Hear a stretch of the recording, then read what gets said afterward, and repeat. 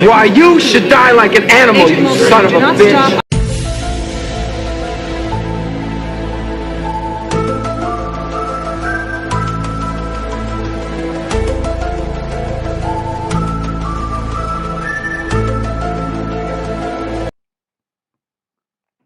This week on the X-Files, it's Season 1, Episode 16, Young at Heart.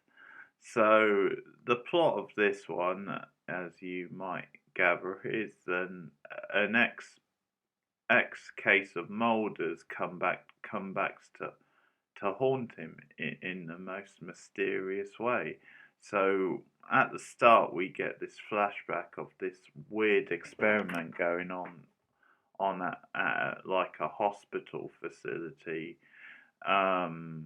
where we see like the main villain of the piece, which is Barnett, which is a guy that Mulder put away back years ago, and there's some sort of mad experiment being conducted on him by this surgeon, uh, who's pretty out there. You can tell by the opening scene, because when this other guy rolls past in a wheelchair.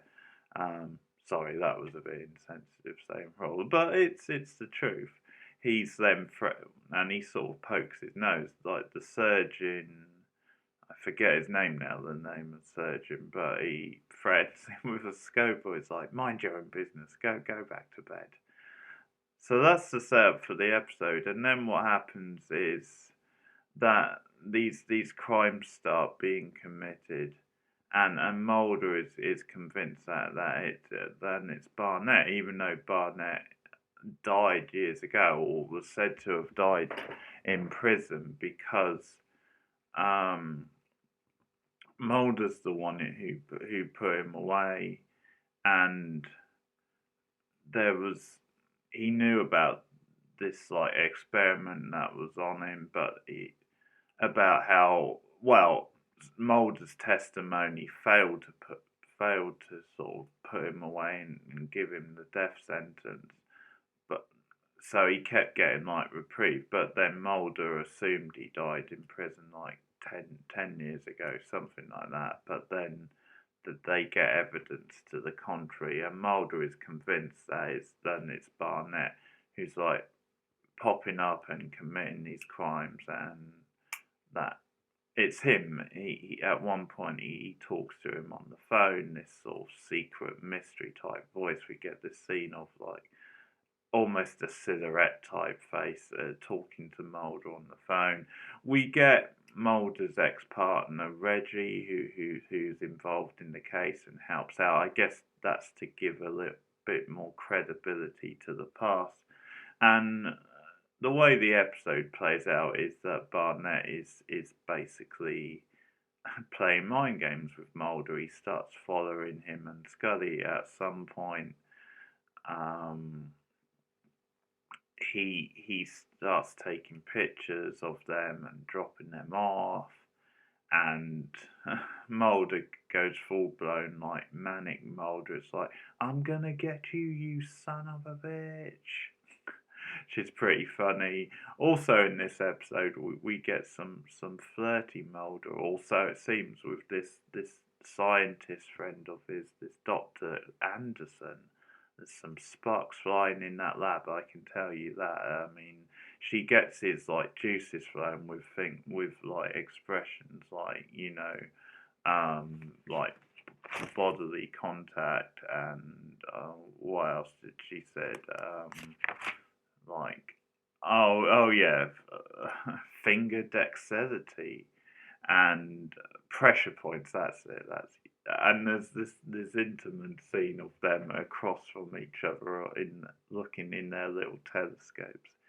Oh, it's beautiful stuff, folks. I have to say that. But yeah, there's this whole thing about this experiment which with this mad doctor was conducting, where he's got struck off for it, but he'd basically gone into hiding, and it is this experiment where you can not only like stop a person from dying or bring them back, but you can de-age them. So you go in reverse. So there's your title for you, Young at Heart, which is brilliant. But yeah, that's the plot. That Barnet is not only back, but he's de-aging, so it makes him younger and quicker and more of a threat. And as I said, we start to see him changing. That's why you get like a shadowy like silhouette almost over the phone, where you only see like his mouth and what have you. But it becomes a cat and mouse game, and it leads to like this finale at like a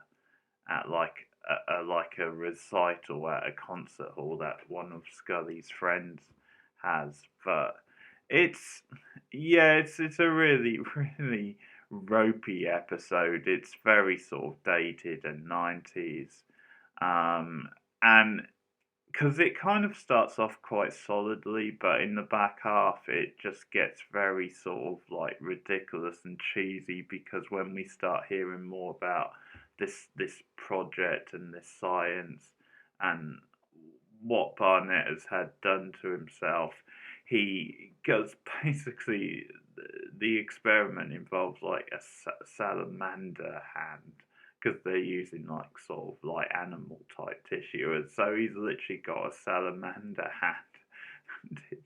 It's absolutely absurd, and the scenes on the telephone are really sort of hammy and very sort of cheesy. I quite like Reggie actually. I quite like seeing that another side of Mulder's past, although it did feel that maybe he was just there a little bit for exposition. He actually comes up with a theory at one point that then it's not Barnett at all, but it's just, FBI agents like messing with Mulder's head because they know about his like reputation. And I'm not sure I quite buy that from Reggie, or then that's a credible like explanation. Seems a bit extreme, really. I'm not sure I can imagine FBI agents really going to those lengths for humour, but who knows? But Reggie's a decent enough character. He just felt like he was there a bit for plot exposition, a bit just to add stakes, because not surprisingly he's like dead before the end of the episode, and it's kind of a cartoonish style death as well. But it's just a really badly directed episode. It's full of like sort of clunky dialogue, and the plot is just a little bit too silly, and not very like Barnett's not a particularly strong villain overall, and it's just a bit of a nothing plot, and really the editing's just really badly. It's a badly put together episode generally. I have to say the music's rubbish as well. That at a couple of different points in the episode, you get like this sort of like over the top Hitchcock style piano type beats, but they add chanting on top of it. It's like, what the hell's going on here? It's this sort of like, yeah, just chanting along with this what's meant to be a tense piano. It's like, who thought this was a good idea? Who thought this would create tension? Really.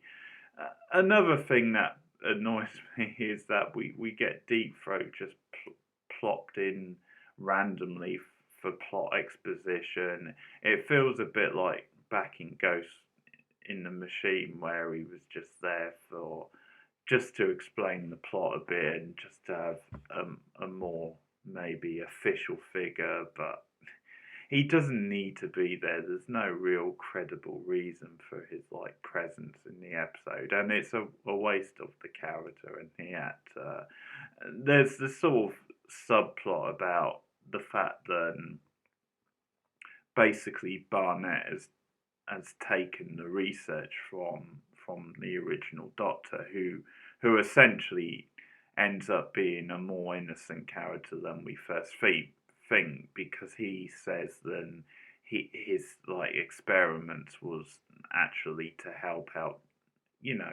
children with disformities and what have you. So what actually happens is Barnett kind of took that and used it for evil, essentially. It's pretty rough, actually. You see images of like mutated children and what have you. But anyway, there's this sort of sub thing where apparently the FBI have got wind of him having access to this research, and they're essentially trying to bargain with him over it. So it's just this needless add-on that we don't really need. It's a really poor episode overall. I think it's one of the weakest of the season, certainly so far. And it sort of builds to like this scene at the concert hall, as I said, because they figure out that then he's like tracking Scully, like tapping into her phone machines. And as it turns out, Scully's friend has like a recital that night. So Mulder obviously finds this out and comes up with a plan and makes Scully the bait, basically, to sucker Barnett out. And that's when we lead to this overblown like sort of closing sequence, or the big set piece at the end. Another thing, who knew Scully had friends? I mean, come on, I thought they'd all been scared away by spooky Mulder, but I guess not. I guess she still has at least one more a friend in the world. Anyway, let's take a look at some highlights. I'm not sure that's the word, but let's take a little bit of the action from this big closing sequence, and I think you'll get some of the feel for the episode. It's the first time I've ever played the target. Let's make sure it's not the last time.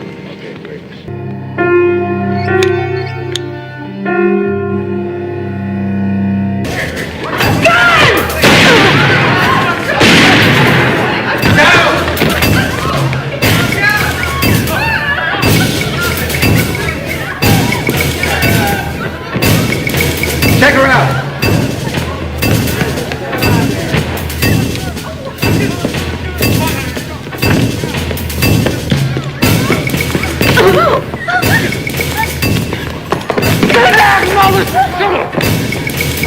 Back off! Don't even think about it! Just let her go.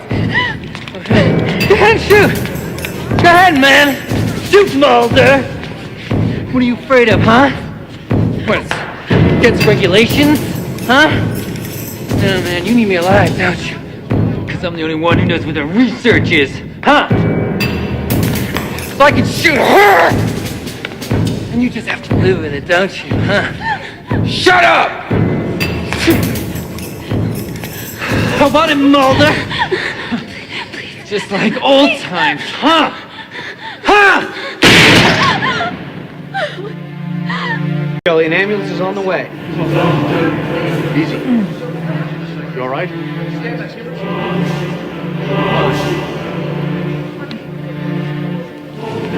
Don't try to move.